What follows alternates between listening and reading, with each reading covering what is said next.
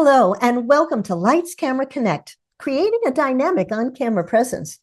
My name is Laura Delman, and I am so thankful that you're going to spend a few minutes with me today, because guess what? I cannot wait to share with you some of my 5 best strategies for really shining online. And it doesn't matter if you're making videos, if you're going to be giving a Zoom presentation, maybe you have an online interview, or you're a guest on a webinar or podcast. You want to come across as the best you can. And that's where I want to come in and help. So let's get started. The idea is to go from nervous to natural. There are a lot of reasons why some of us don't want to be on camera, but if we're going to be, and honestly, these days we don't have a whole lot of choice, we want to come across as our authentic, genuine, likable selves. You know, that whole like and trust bit kind of matters here. And how do you get there if you're just feeling uncomfortable? Well, I want to talk about 3 main problem areas most people fall into, and then follow that up with 5 strategies that you can use today to start you shining online. So let's go into some of the reasons first. Number 1, you might be like my client, Debbie. You're a little camera shy. Debbie does not like being seen on camera, even in Zoom meetings. She will sit there with the camera off. Thank you very much. But that does present a bit of a problem because the manager doesn't know she's really there. What is Debbie really up to? Is she engaged? Is she even listening? And the other people feel like Debbie doesn't really care. And then when it comes time for Debbie to give a presentation, she has to be able to do so in a way where she's comfortable. So this is what we did. We were looking at, why are you having a problem with the camera, Debbie? Were you fearful? I mean, does the whole idea just scare you? Because it is public speaking. It's just in the camera. Maybe you're just nervous and you don't know how to get started, or you're anxious. Maybe you're worried about people judging you. Bingo. And there was a little bit of all of that involved. But when I was working with Debbie, I found that her biggest fear was of being judged. Part of that came from not being as confident in herself as she should. But she was standing outside of herself, constantly judging. How do I look? How do I sound? Will they take me seriously? And is what I have to say of value, or are they going to be laughing behind my back? We worked together to get over some of those fears, to get her settled, and to feel confident that she could share the message from her heart, knowing that's exactly what people have to hear. So that is one problem area. What's another one? There are people like Steve. He's not so nervous on camera. It's fine. He'll set it up and off he goes. But he's not finding that he's standing out. On social media, on the internet, he got videos galore. And there are a lot of people doing what he does. So why are they watching him? Well, the truth of it is they weren't. He would take a look at his analytics, and he found that after a few seconds, people were zipping away. The truth of the matter is, if you don't hook people right from the very beginning, they're gone because there wasn't enough there to engage them. So we took a look at 2 different things.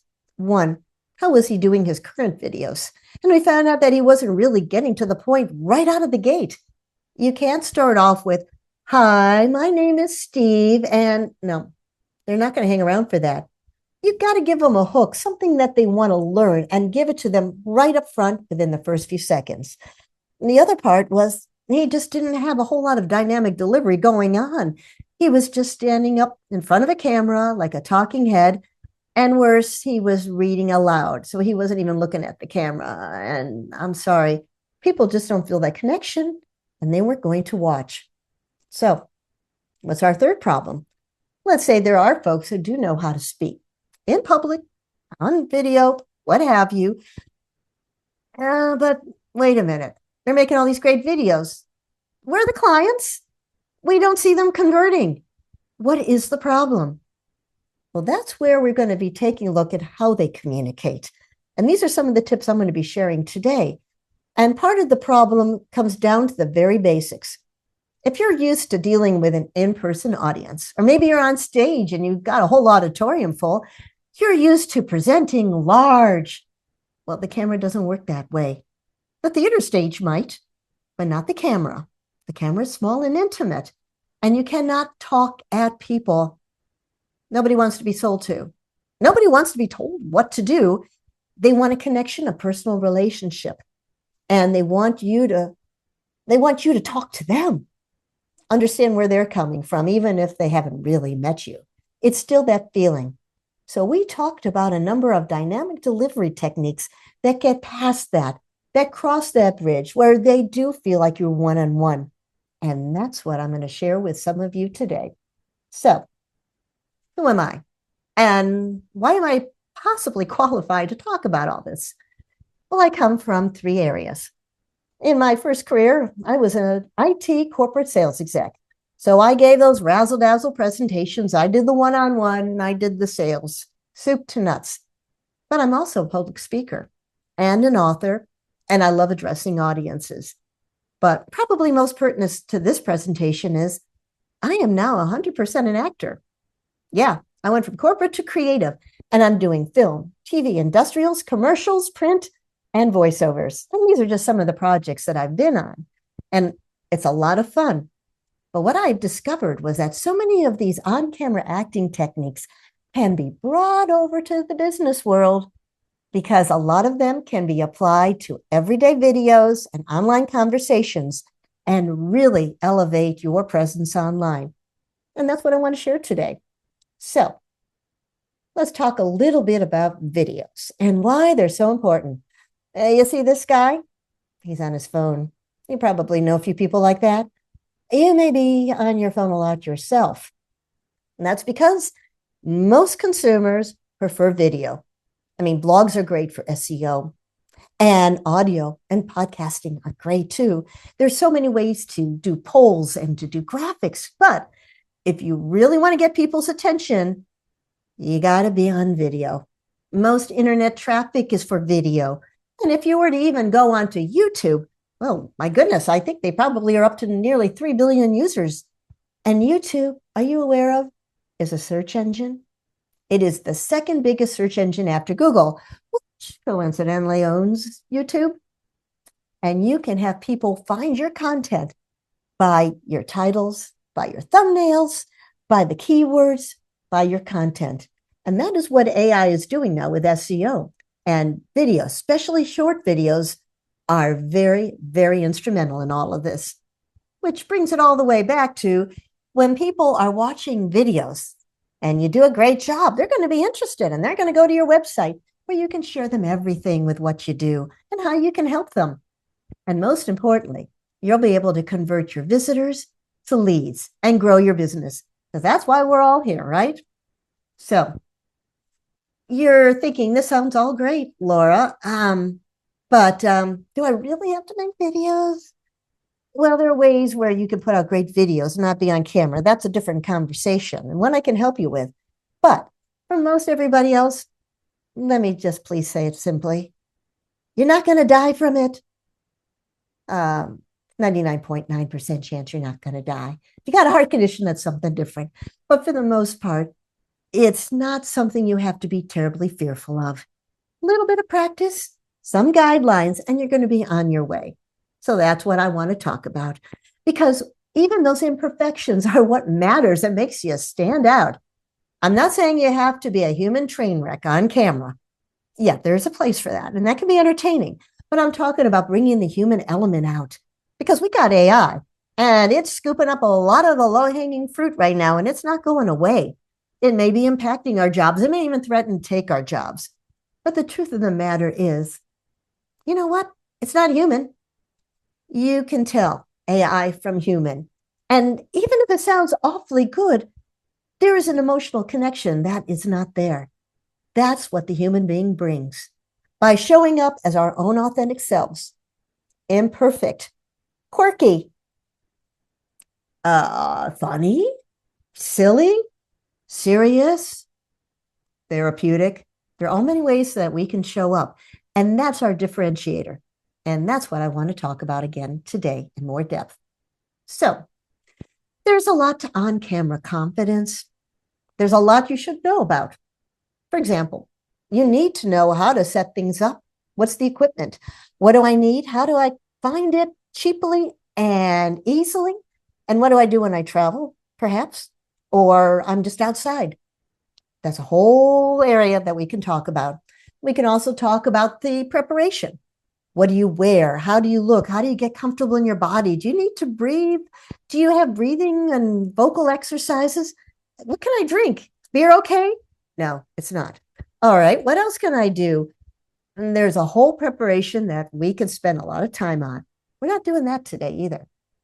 But what about working with the lens? Yeah, it's different than being on an on-camera stage because instead of a big auditorium and a big stage where you can move all around, you got to work within your frame, the old box.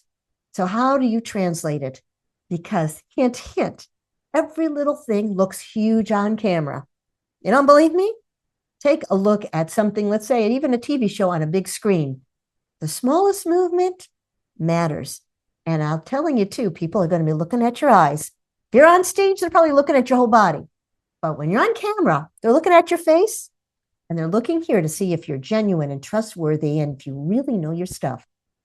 So that kind of leads us to dynamic delivery. And these are the 5 big tips that I want to give you, how you can stand out on camera and be yourself. So without further ado, stop what you're doing and listen to 5 strategies for having a dynamic online presence. Number 1, and my favorite, talk to one person. And you might be thinking, wait a minute, there are going to be a lot of people watching my video. What do you mean talk to one person? I'm saying that when you're on the camera, it is an intimate situation. People are usually watching you one-on-one, and they want to feel the connection. They want to get the sense that you understand their problem, their pain, and that you have a solution, and that you are a human being who cares, and that you're talking to them directly. So how do you do that? Well, I would suggest that you look directly at the lens. And if looking at a green or red light makes you feel really uncomfortable, I'm going to give you a trick. I'll give you 2 tricks. First of all, think of somebody who would love to hear what you have to say.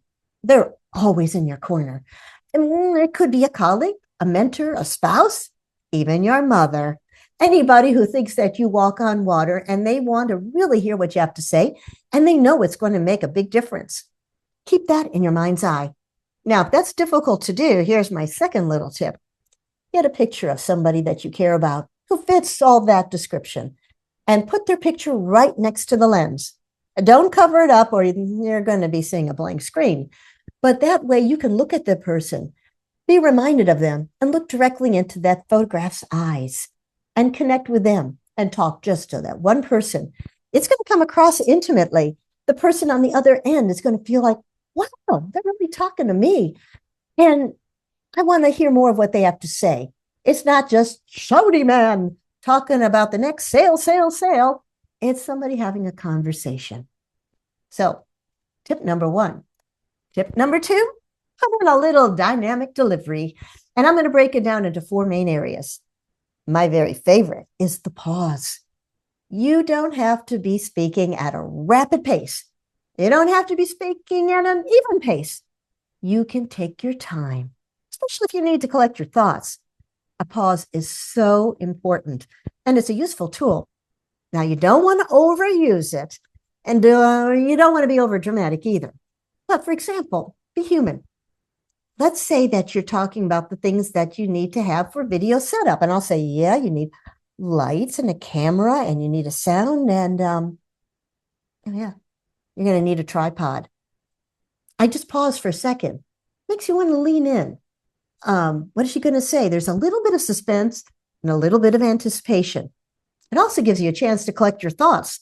So if you're going on and you just want to, now this is what I really want to tell you. It makes people think that you're thinking about them. You're in the moment and you're being genuine. You're not just rattling off some verbiage that marketing gave you. Another big strategy is volume. Now, we're not going to want to be shouting into the camera unless for some reason you need to do it. We don't want to be the used car salesman. And it really depends on what our video is all about. If we're really excited and we want to share it, our volume is naturally going to be louder and our whole facial expression goes along with it. But if we want to talk about something very serious, we tend to speak a little quieter. And again, that makes people lean in. Volume should be varied. You're not going to always have it soft and you're not going to always have it loud, but it should follow the story of what you're communicating. So again, make it human. A robot's going to have it all the same, but we vary in our natural pitch, which leads us to pace. Some things are going to be said very quickly. Like, for example, if I'm just rattling off a story or I'm telling a joke, I'm going to speak a lot faster than if I were trying to explain something. Maybe I'm showing you assembly instructions, step 1, step 2, step 3, and I'm going to go a little slower. Or I'm dealing with technical jargon like I used to do back in my IT days, and I want to make sure that you understand exactly what I'm describing. Or maybe it's a medical procedure. You don't want to race through that. You take your time. And along with that goes tone. Now, if you're going to be selling something fun, let's say the best pair of sneakers you've ever seen, well, your tone is going to be very upbeat and very happy. But if you're trying to counsel somebody who's been going through a recent loss, your tone is going to be quieter, softer, more caring. Now, that doesn't mean either that your video has to have the same tone throughout. It can vary depending upon what you're saying and how you're saying it. But when you mix all these up, this is what makes us human. This is what makes us authentic. This is dynamic delivery. But you're saying, I'm not really good at speaking on camera or in front of people. I have problems with, coming up with my words and, these are called filler words or verbal crutches. And they usually come about for I'd say several reasons. One, you're nervous. You're not used to it, so we can get you comfortable and grounded. So that problem can be resolved. Number 2, I hate to tell you, but you probably really don't know what you're going to be talking about, or it's not well organized, and you're not quite sure if it's going to be making sense because you're standing outside of yourself judging you, and you're not really visualizing what's going on. You're trying to remember words. That'll have you stutter and hem and haw. Or 3, maybe you just kind of forget yourself, or you just don't want to be there. And all those can come together. We can get over all of that, and we could put it together so that you will have a smoother way through it. Now, this is also where pauses come in, because if you need to catch your breath and think, that can be quite dramatic and quite effective. So you don't have to fill up empty air with and well. You can segue. You can be better organized. You can have a little prompt here and there to help you flow from one idea to the next. But the best thing I can suggest to you is to have a picture in your head. You're telling a story. And if you really want to be connected and share that with your audience, think of the story you're going to tell. Because chances are, if you know what you're going to say and you can visualize it because you know it that well, you can speak almost from memory. You can see it in front of you. So when you're describing how to assemble, let's say, a box, you could see, fold this, fold that, blah, blah, blah, and you're going to be a lot more fluent. So visualize, a very important element. But wait, there's more. Number 4, where do you look? Now, the obvious answer might be, to the camera, the lens, right? Well, yeah, but there are a few other things I want to throw in there. First of all, do not just stare at the camera lens like this. It's kind of creepy. It's going to look a little bit like a zombie. And besides, human beings don't always just look at somebody all the time. We gather our thoughts to look away. Maybe we're looking up. Maybe we're reaching for something because we want to share it on camera. Perfectly natural. Just remember to come back to the camera like you're talking to somebody, like I mentioned before. You're going to show them something. You're going to have them be part of the conversation. But you don't always have a one-to-one. Maybe you are going to be interviewed, and there's somebody else that's going to be in the video too, or on the online live stream, who knows? And they're sitting perhaps right over there. Well, in that case, you don't need to be staring at the camera the whole time. Talk to the person. Have a conversation with them. The camera will catch you. The main thing to keep in mind, though, is that you don't want to be more than, let's say, 45 degrees off of center. Ideally, you're 20, 30, 45 degrees. But if you're going to be a full 90, you're going to see only profile, and people are interested. They want to see your eyes. That's how we connect as human beings. And if they are looking over at the side of your face, they're not seeing your eyes. So you want it to become visible. Your eyes are visible when you're looking here all the way through to the camera. And every so often, if you want to break the fourth wall like they do on some TV shows or in movies, and just as an aside, talk to the people in the audience, that makes it that much more personal and connected. But what about if, let's say there are a whole bunch of people, or you're in a Zoom room? Do you have to not look at the people in the Zoom room with all their boxes? Well, there's no reason why you can't look at people in their boxes. You might even want to have a separate camera. So it's situated not far from where those boxes are, so it doesn't look like you're looking way down or way up. Anything you can do, minimize that, because ideally, this is where you need to aim for. The camera lens should be about eye level. So you're not looking down on anybody and you're not looking up at them. Nobody wants to look up your nose and they don't want to see the top of your head. Try to keep it eye level. And then just remember where your audience is. So it's okay to watch somebody. Just don't put your head down and don't look up so much. Be natural, be human, but make sure the viewer is part of the conversation. And then there's number 5. What if I have all this stuff to talk about? How am I going to keep it straight? Well, that's where visual aids come in. They're a real lifesaver. And there are a couple ways you can do it. Because number 1, please, please, please do not read from a script. Talking is different from reading, and nobody wants to watch somebody reading. It's really not that interesting. They will away before you know it. So how do you keep on track? Well, there are a few ideas here. First of all, you might have a script, but bullet points only, the main ideas, and you can have it just off to the side of your camera so you can refer to it. There's nothing wrong with looking at it from time to time. You might even bring it into view because that's all very natural when we talk to people. Use your own words. You do not have to be letter, word, perfect.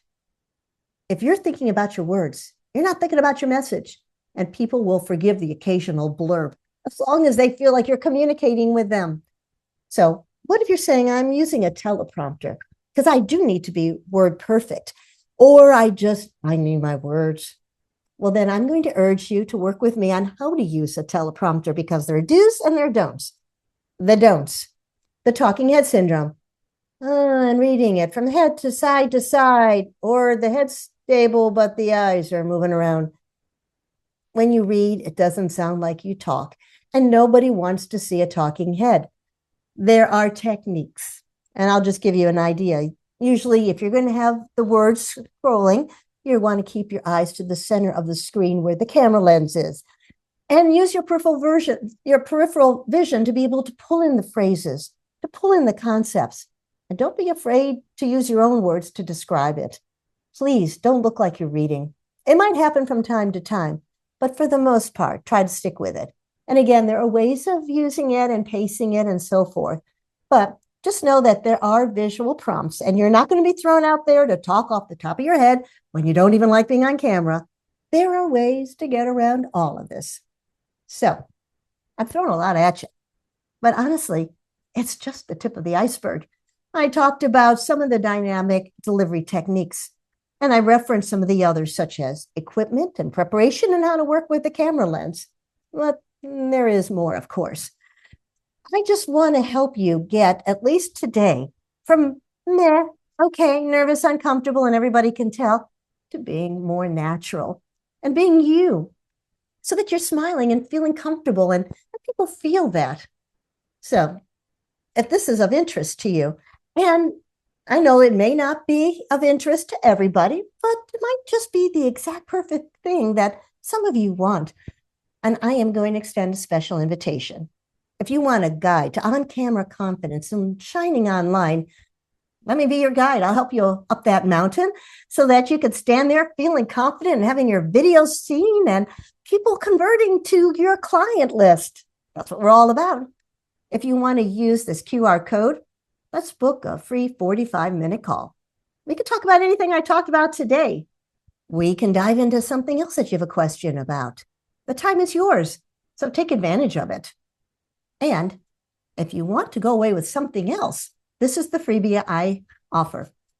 It's my handy dandy guide that's going to give you 10 top tips to becoming on camera ready with confidence and charisma. all to the point of being able to convert more clients.